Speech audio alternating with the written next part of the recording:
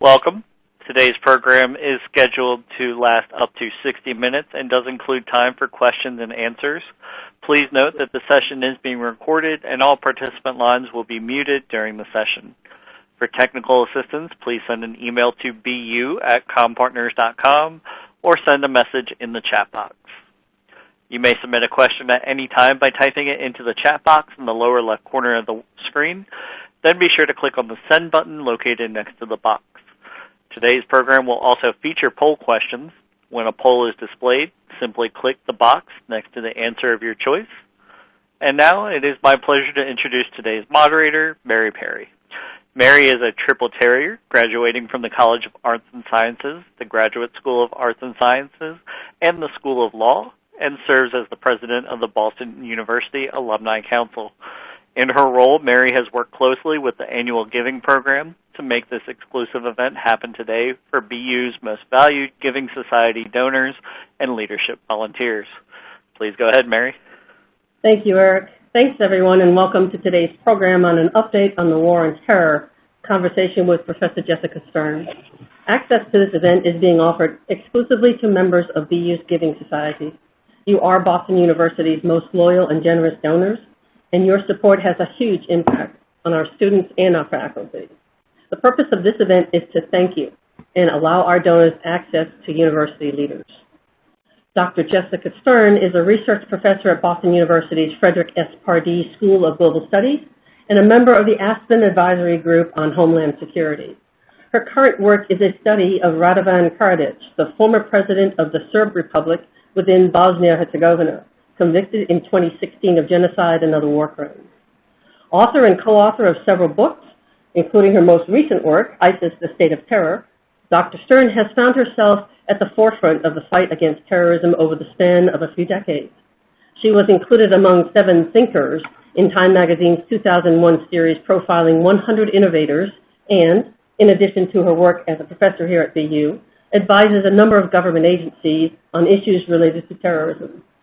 At such a contentious and poignant time in our geopolitical climate, it is important to have the kind of open discussions that Dr. Stern has been fostering about terrorism, discussions that are occurring both domestically and internationally. Therefore, without further ado, it is my distinct pleasure to welcome Dr. Jessica Stern. Thank you so much, Mary. I'm honored to be here, and I want to thank all of you for your assistance to BU. I'm just so grateful that you are helping us and our students. I've joined a new school at BU. It's very exciting, the Pardee School for Global Studies, and I'll tell you a bit more about that as we go on. We'll start with a brief discussion of the terrorist threat today. We're going to talk also about how worried we should be about this threat. I'm not going to tell you how worried to be, but I'll give you some data that might make you feel differently from how you start. We'll see. And then we'll go over how the Pardee School of Global Studies is addressing this threat. So we'll start with a poll, and we'd love to hear from you. Has terrorism affected you or anyone you know? And we can see, wow, a lot of people already are saying yes. We have, gosh, this is a higher number than I thought. So we're now up to about 70%.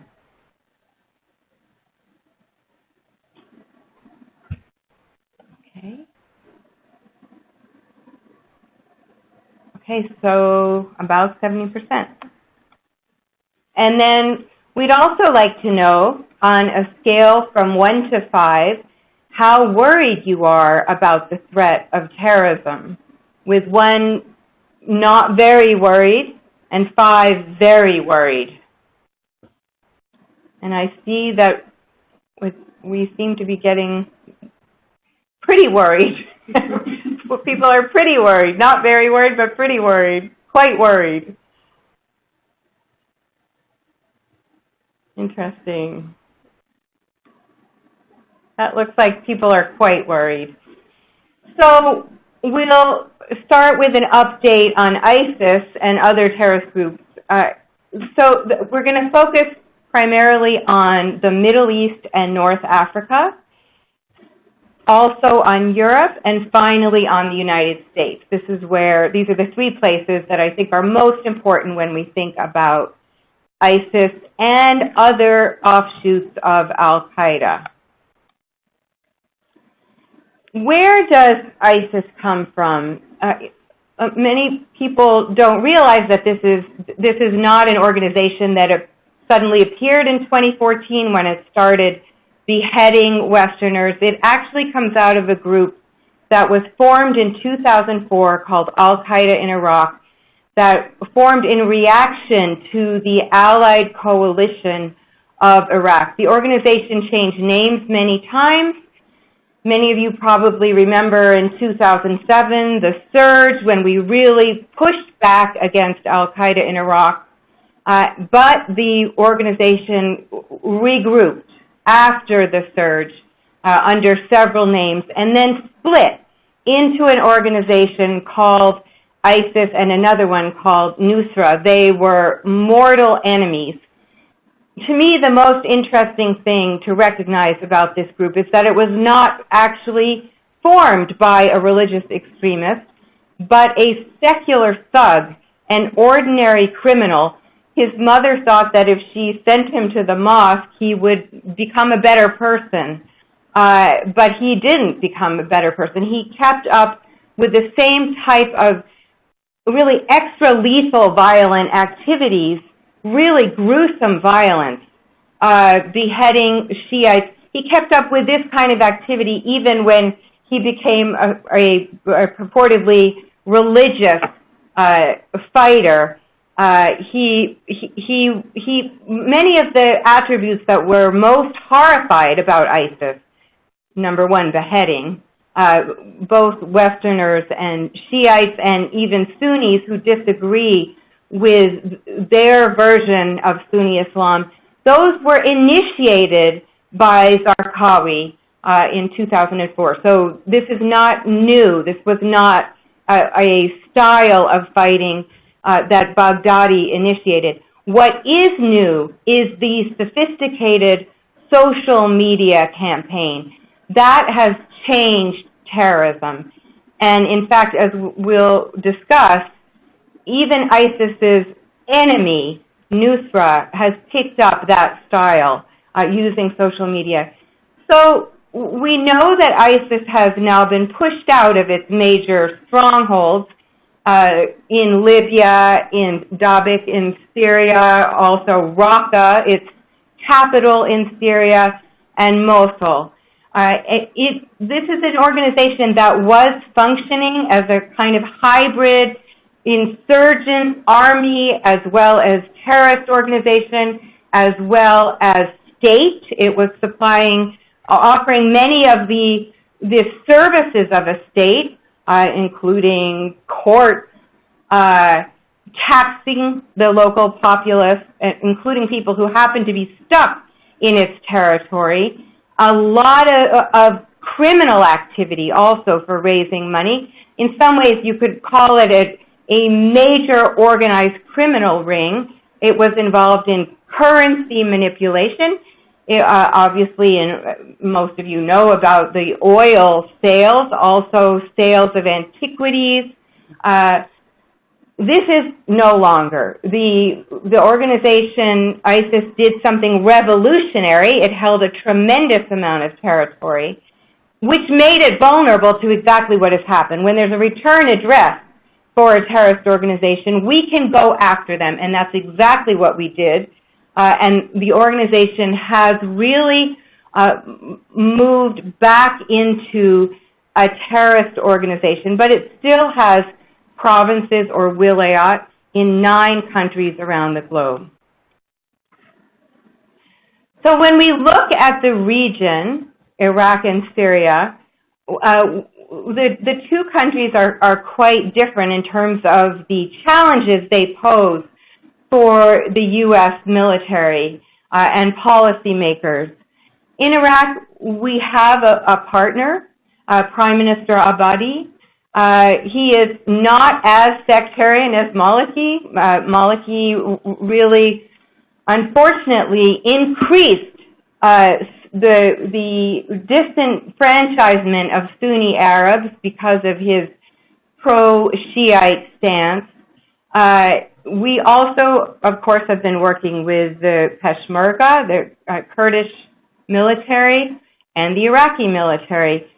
But the risk factors for terrorism remain, and this is pretty worrisome to me and my colleagues. We know that illiberal democracies and incomplete democracies actually are more vulnerable to terrorism than autocracies. So the idea that spreading democracy is a good way to fight terrorism actually isn't quite true. It's a good way to fight terrorism over the very long term. But in the intermediate term, if there's a slow transition to democracy, that's a vulnerable moment. Fragile states, a very well-studied risk factor for terrorism. Terrorists will move around to find new fragile states when a state becomes stronger. Low opportunity cost for the time of young men is another risk factor, a youth bulge, strong sectarianism. As I said, the Sunni disenfranchisement is a little bit better under Prime Minister Abadi, but it's still an issue because of the Shiite militias that have been fighting ISIS. Iran's influence is, for some of us, a major worry, and the fact that there's a civil war right next door is also worrisome. Syria, we have no clear partner there. In fact, it's a matter of our non-partners fighting our non-partners. Assad, of course, remains. Iran and Russia still having a major influence. And, of course, as many of you have seen in the last few days' Times or whatever newspaper you read, Turkey it's so complicated. Turkey is very worried about a long-time terrorist group called the PKK, which is, well, in perhaps aligned, but certainly from Turkey's perspective, very much aligned with the Syrian Kurdish group, the YPG. Öcalan, who ran the PKK, a terrorist group, the U.S. recognizes it as a terrorist group, Europe recognizes it as a terrorist group. He spent time in Syria. So this is a threat and very much a increasingly perceived threat to Turkey, and this is causing enormous problems for us at the moment because of the Kurds on the border of Turkey, the Peshmerga on the border, and their very successful fight against ISIS. What is their long-term goal? What is, from Turkey's perspective, what is the long-term goal of the U.S.? Bolstering the Kurdish groups. The risk factors in Syria remain in some ways even more strongly in Syria than in Iraq. Civil war, we all agree that that's a major risk factor for terrorism. ISIS remains in small pockets, actually in both countries. And it's important to recognize that the group that was formerly known as al-Nusra, now called HTS, is becoming increasingly important, Al-Qaeda and its affiliates. This is an Al-Qaeda-affiliated group. It periodically says it's not affiliated with Al-Qaeda. It is affiliated with Al-Qaeda. And another often described as more moderate group are al-Sham, which perhaps will join together with HTS. HTS is in fact already a merger. This is of four groups. This is something that I've seen over the decades that I've been studying terrorism. These groups merge and split all the time. So I don't even really see ISIS as separate from Al-Qaeda, the Al-Qaeda movement, even though they are mortal enemies. I see this as the Al-Qaeda movement. We're going to see new groups splintering off. We're going to see mergers. This is going to keep shifting. I call this protean Al-Qaeda. It keeps shifting. We're going to see new names, but this is a movement that has been with us for quite some time. What's next? Very hard to predict. I guess we can predict chaos and instability. That's the one thing I think we can predict. So when we look beyond Iraq and Syria, we can see that ISIS now has a major presence in a number of countries. You can see, Afghanistan, Egypt, in the Sinai region, Libya, although ISIS has been pushed out of Syria, it's still active in Libya, Philippines, Somalia, Mali, Niger, Nigeria, Yemen. These are major places that are going to be posing problems for us. We always see fighters moving to conflict zones or, as I mentioned earlier, fragile states. So wherever we see fragile states, we need to be on the lookout for remnants of ISIS as well as other Al-Qaeda affiliates setting up shop. They always take advantage of these conflicts and failing states. What about ISIS's future? Yes, you're reading in the New York Times or whatever paper you read that ISIS has, well, we're celebrating the purported defeat in Iraq. But this organization has not been defeated. It's very active online. There's been a rapid drawdown of ISIS militants in Iraq and Syria. We now think the latest estimate is about 3,000 militants left. That's very rapid drawdown from about an estimated 100,000. Where the U.S. government has never put out a reliable or convincing figure for the number of militants that were in Iraq and Syria, but I think the best estimate is around 100,000. It's no longer a state, but it is still attracting local support, and as you've been seeing in the newspaper in the last week or two, they've been able to launch attacks even in Baghdad. Still very active online.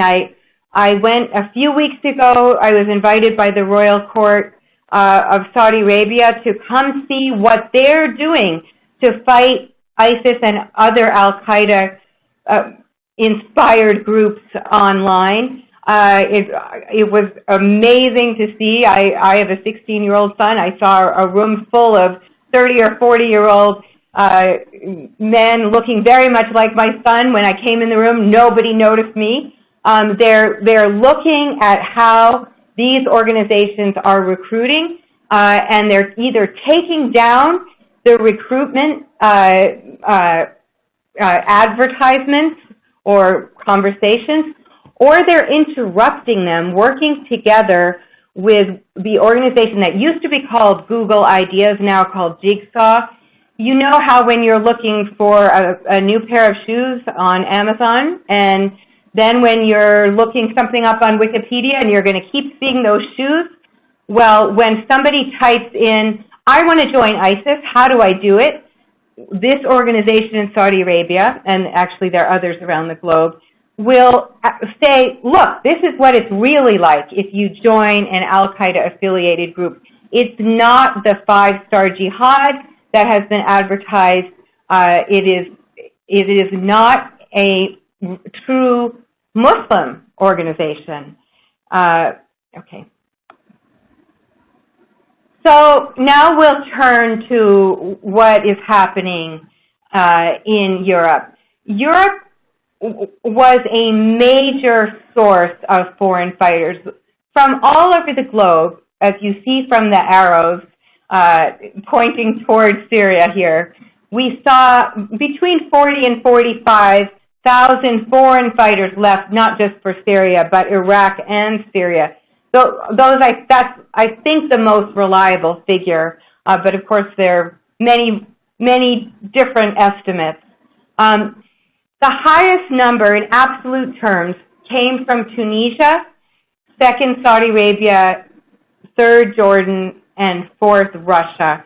But a surprisingly high percentage came from Europe, approximately 7,500. The highest number in absolute terms came from France, the United Kingdom, Germany, and Belgium. In terms of per capita, it's Kosovo and Bosnia. So the issue is, where are these foreign fighters going to end up? On your screen, you now see an actual recruitment advertisement for hoping to attract young people, young people who speak English. And this is very interesting because in Europe especially, ISIS has been very effective at recruiting ordinary criminals. Again, they're not recruiting in the mosque. This successful recruiting is among thugs, criminals, people in prison using ordinary criminal networks. Also using ordinary crime to raise money. ISIS has been labeled a super gang in Europe. It's a criminal organization, really, more than anything else. Criminals have social networks that are useful. They also have skills that are useful. We see kids that have joined ISIS. We've seen the Islam. They're ordering books like Islam for Dummies or very elementary books about Islam or jihad. These are not long-time Islamists.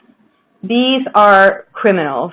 What is happening to these foreign fighters? And of course, we're very worried about the foreign fighters from Europe.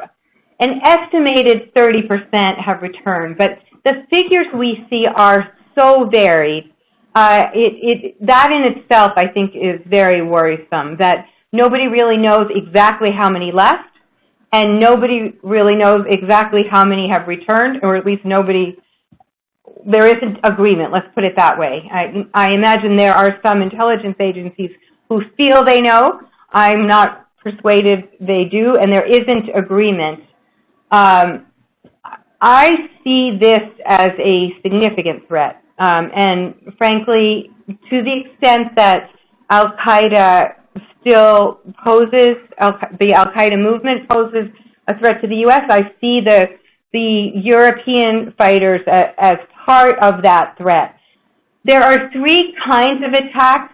The U.S. government divides attacks that we can expect from the Al-Qaeda movement into three. One is directed, where individuals who have been trained in the field would actually direct the attack. Then there's enabled attacks, where the Al-Qaeda movement or ISIS is actually directing an attack from abroad, online. And then there's inspired. This is when we see individuals who perhaps see an advertisement like the one we see here and decide to carry out an attack on their own. That is increasingly the kind of attacks we see. You've noticed, I'm sure, many of you, that often the attacks in Europe, we discover that the operatives were already on a watch list. Why are these European law enforcement personnel not able to stop attacks if the operatives were already on a watch list? Well, it's because the numbers on the watch list are so high, 15,000 in France and about 23,000 subjects of interest in the United Kingdom.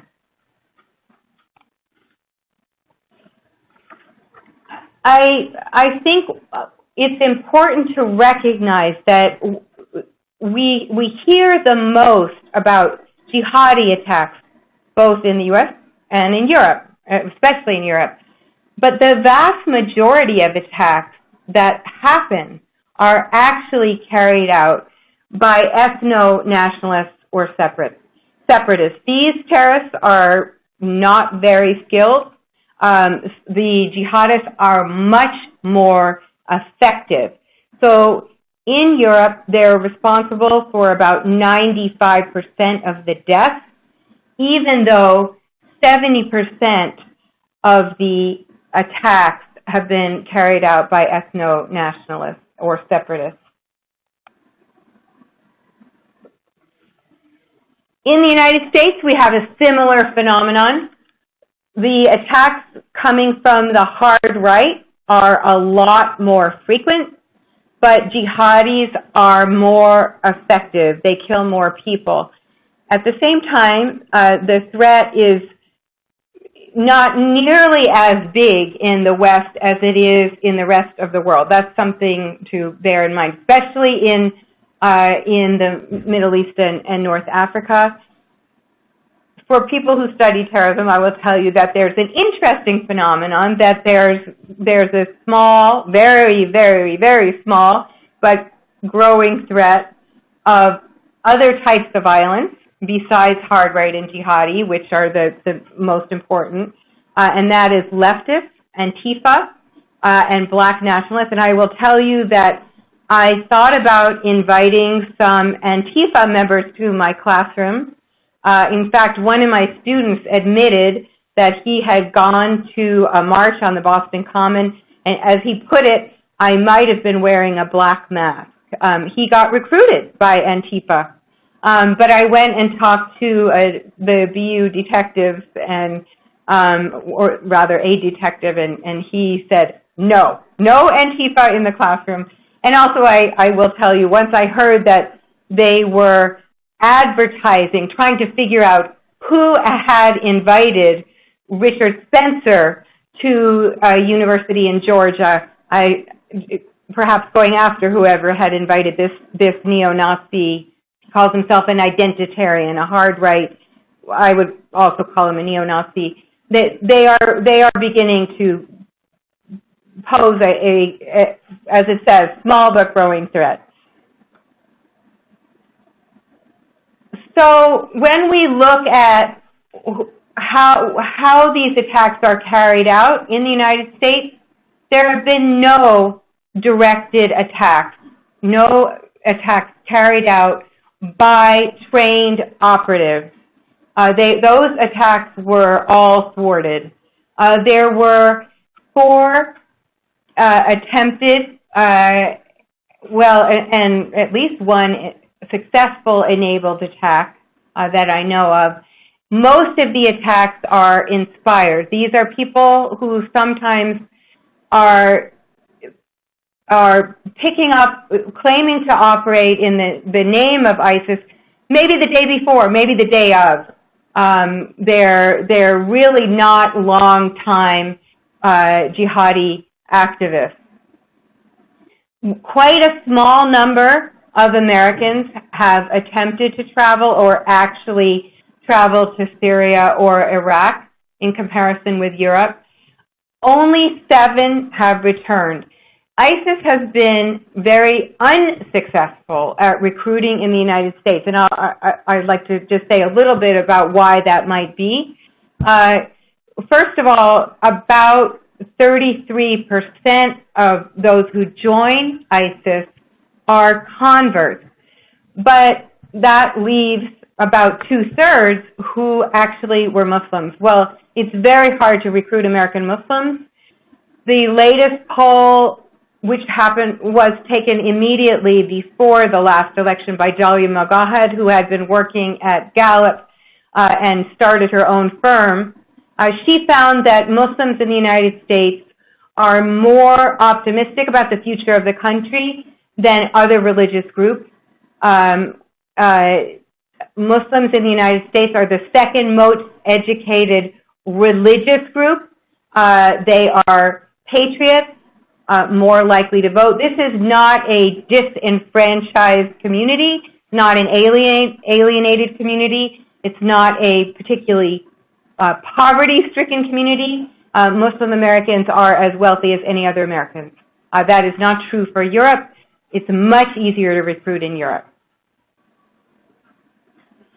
So here, the purpose of this slide is just to show you that jihadis began promoting vehicle attacks in 2010 in a magazine called Inspire. You're hearing a lot about vehicle attacks with cars or trucks. It took a while for this fad to take off, and it's becoming increasingly important, as we'll see in the next slide. So in 2014, there were 3 such attacks. By 2017, we see 10 vehicle attacks. And it's important that this style of attack is spreading in what we call it's the copycat style attack. We often see this. It's spreading to another ideology. We've seen 2 attacks from the hard right. What makes these vehicle attacks attractive? Very hard to prevent. They're very inexpensive, relatively high probability of success, and it's really scary because it just seems like wherever you are, it could happen. So that's the point of terrorism, make people feel afraid, and it works.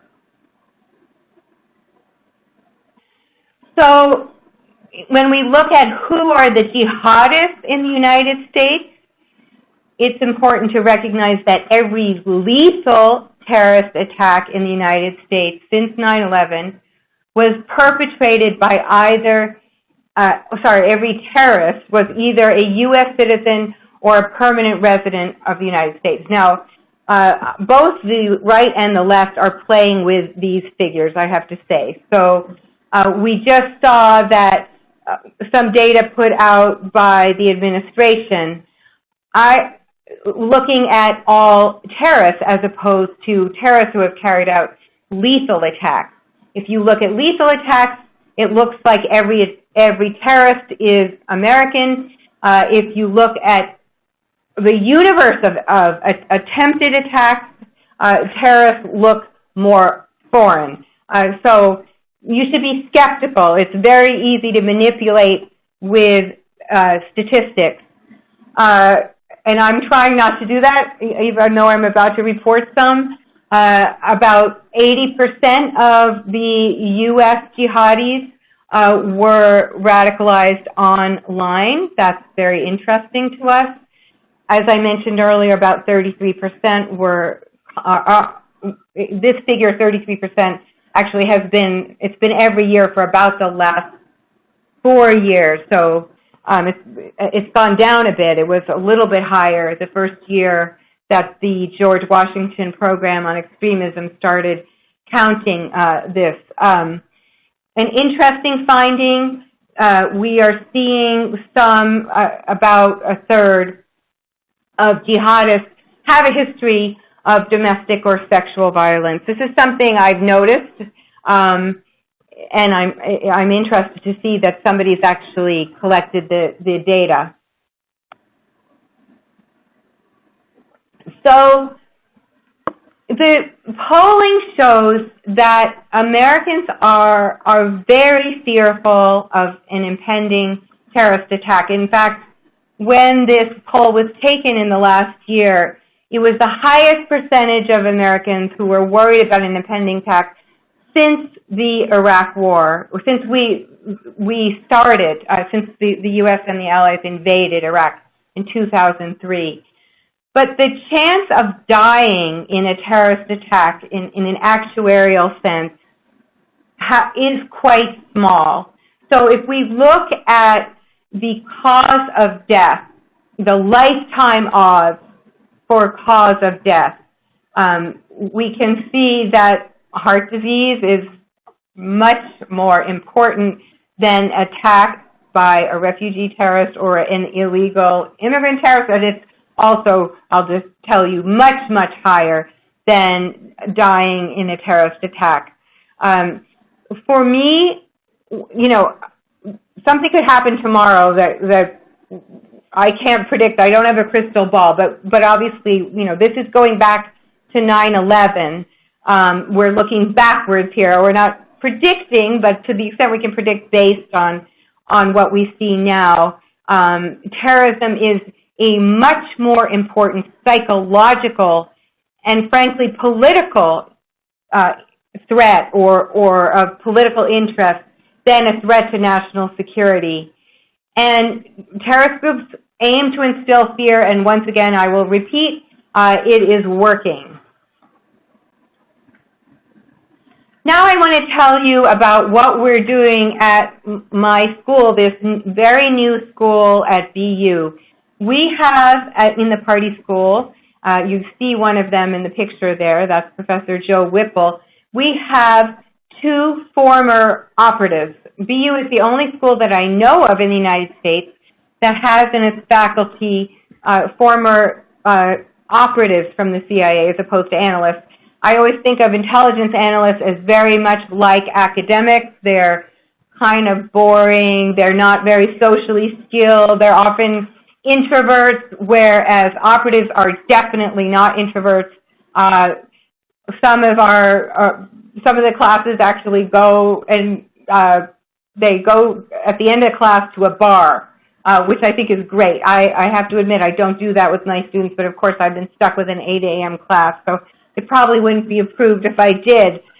We have courses in security, intelligence, counterterrorism, homeland security, arms control, and conflict and state building. We're able to attract a really wide variety of speakers to our class, and that's so much fun for our students because they're all thinking about what next. We've had scholars, one scholar who actually has gone many times to Syria and Turkey. She's incredibly courageous and actually maybe, to use a technical term, Mahjongg. She does incredibly dangerous things, but she's doing really exciting work looking at why people join, for example, ISIS versus Nusra or HTS, why they leave. One of her fascinating findings is that what matters is the health insurance policy and essentially the life insurance policy and the salary. It's not about ideology. We had this year a man, Suleiman Bakit. He's given TED Talks. Some of you may have seen his name. He came to our classroom to show, to talk to us about the comic books that he's been creating to model heroism throughout. He does this in Jordan, but throughout the Muslim-majority countries. The director of global policy management at Facebook came to my classroom last year and came to talk to our faculty. This year, we had the former head of the TSA come talk to our students. So these are really exciting speakers for our students. You see a picture of our dean, Adel Najam, and well, I'll just say that he's the reason I came to BU. He and I went to the same school at MIT. He's a remarkable, just a great leader, and that's a lot of what makes it so much fun to be on the faculty at Pardee. But it's also really fun for students, I think, because we have such small classrooms. You can see those ladies are leaders from the Yanomami tribe. I have generally seen them without clothes on. It's great to see them here, obviously wearing clothing to speak to our students. I just can't believe we have these women leaders coming to talk to our students. So I want to tell you a little bit about a new kind of style of teaching that we've been spearheading, which is to have the students actually create something rather than just read about something. So 2 professors have been working with students, Professor Nora Laurie and Kaya Shilda. Their students have been developing apps to help refugees. One class developed apps to help refugees in Jordan and another in France. It's just amazing what young people can do. It's incredibly exciting. My classroom participated in a competition to develop a counter-narrative to terrorism. So the students aren't just listening to me drone on and on. They're actually getting to do something. And they were selected, Facebook selected them. They were, actually, can you show the next slide? They were one of 3 projects featured on Facebook's counter-speech site. My students got to meet with former terrorists. You can see 2 of them. One is a former neo-Nazi. The other is a former, I won't call him a jihadi, but someone who was very much pro-jihadi. And we held a school-wide discussion, and the students developed a toolkit to help families who are worried about their kids. So I think we will stop here and take questions. That's good? Oh, yes, a poll, another poll. So we'd like to see, based on what you know now, on a scale from 1 to 5, how worried are you about the threat of terrorism? So it looks like, I don't know, has it shifted a little bit? It looks like it shifted a little bit, so people are slightly less worried. What I said, after 9/11, I was then teaching at Kennedy School, and the dean actually asked me to cancel my class and go to New York. He thought it was a public service for me to go to New York and go on TV. Because at that time, there were not a lot of people who knew about terrorism. I'd been interviewing a lot of terrorists. And I said, important thing, if you're worried about your life expectancy, is wear your seatbelt. And I got on Comedy Central when I said that, which the press people were very, very excited about that, what we got on Comedy Central. Okay, we'll take questions now. Thank you, Dr. Stern, for such a wonderful presentation. And ladies and gentlemen, it's now time to get your questions answered on today's webcast. If you would like to ask a question, you can go ahead and submit it via the webinar platform in the chat area located down there in the bottom left-hand corner of your screen. Just type your questions and then click the send button, and we'll try to get to as many questions as we have time left. Okay, we have several. Okay. And the first that came in asked if you would give your opinion on the likelihood that Russian hacks of the U.S. might embolden some of the groups towards cyber terrorism, if you had an opinion along those lines. I do have an opinion. I think that hacking is very exciting for terrorists. And the how much attention the Russian hacks have been getting will be very exciting to terrorists. The media attention is so important for terrorism. Margaret Thatcher called it the oxygen of terrorism. Wow, the attention that these hacks are getting, this must be very exciting to anyone in a terrorist organization who has that kind of skill, and there are many.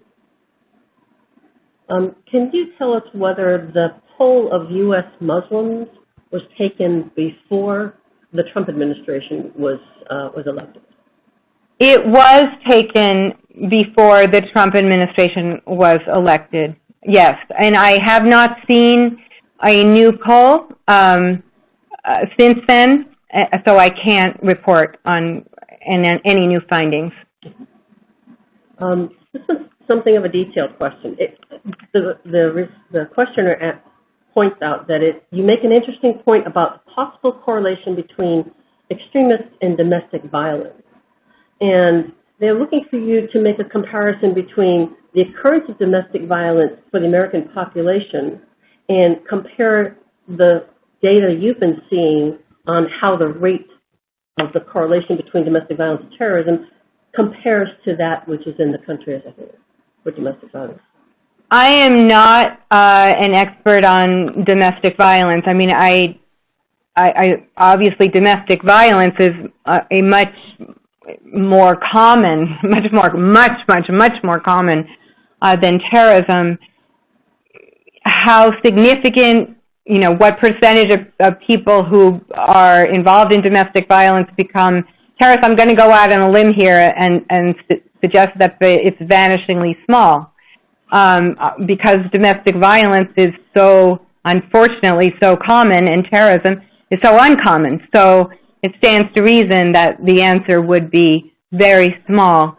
One thing I will say, this reminds me, that many of us are starting to think of the kind of terrorism that we're seeing in the United States now as not that different from mass shooting. We are, we like to be very careful about how we define terrorism, even though we don't all agree on a single definition. We do agree that it is violence with the aim of with a political or ideological or religious goal to influence an audience. So when we see a mass shooter that doesn't seem to have any political goal, we want to distinguish that from terrorism. But we're starting to think that there is more of an overlap, certainly in the kind of person that gets involved. One of our attendees would like to have your opinion of the most important actions that that we as ordinary citizens can take to help minimize the risk of domestic terrorism. It's like maybe buckling our seatbelt. Wait, what we're seeing now, there is the most lethal terrorism is carried out by jihadis, but this is not a popular ideology. A more popular ideology is Neonazism, hard right. They have generally been flops as terrorists. However, the movement is growing. Not the terrorist part of the movement, but the movement is growing. And also, and one thing when we think about who gets involved, it's usually people who are quite alienated, and in one way or another. So I guess I would say, if you want to work in your community to help people who look like they're alienated, you will be helping society in many ways at once. And we have a couple related to this. Mm-hmm. You just talked about the who and the what of terrorism. Mm-hmm. We have a question about where you might think the most likely places of terrorist attacks might be, and a couple of other related questions right after. So, New York it's fairly predictable that terrorists will continue to focus on New York and Washington. Terrorists like to go for symbolic targets. But, of course, we are seeing terrorists attack places where people are congregated. So wherever there are large numbers of people, we keep trying to protect concerts, sports facilities, and the terrorists now are trying to, it's a cat and mouse kind of game. The terrorists now try to attack outside the theater, but I think it's pretty safe to predict that those are attractive targets to terrorists. Along those lines, we have a question of what do you see as the possible way of eliminating the recruitment online of jihadists in the United States? Well, one of the things that has happened is the social media companies have become more and more energetic about taking down recruitment content. How successful are they? The content is still there, but the numbers have gone way down. And I will tell you that there was a debate among my colleagues. Is it useful to be able to follow how people are recruiting, where they're recruiting, what is the message they're sending out, which messages are most successful? We lose that kind of information when the content gets taken down. One of the interesting things that I've learned is that a lot of the smaller social media companies that keep coming up don't have the wherewithal or the knowledge to take down content, and Facebook has been very actively involved in teaching them. So social media companies are getting together to learn about this. Look, I'm not going to say they're completely effective, but they have really taken down a massive amount of content. Do you see a risk for BU studying abroad students in the UK, given the increasing risk of jihadists in Europe? I'm not particularly worried about that. We just have to remember that there's risk in life, and anytime any parent who's worried about their kid going abroad, I urge you to look again at that chart. We tend to there's certain kinds of risks that I call dreaded risks. We tend to think that getting behind the wheel is risk-free. We imagine that we're in control when we drive a car.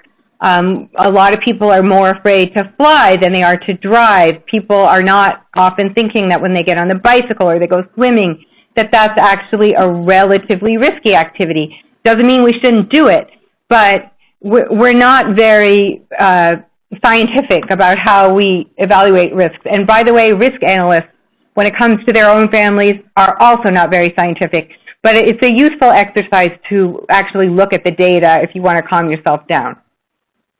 One of our attendees wants to feedback to you that is a wonderful presentation, and thanks you. She was wondering how many people are on the watch list in the United States?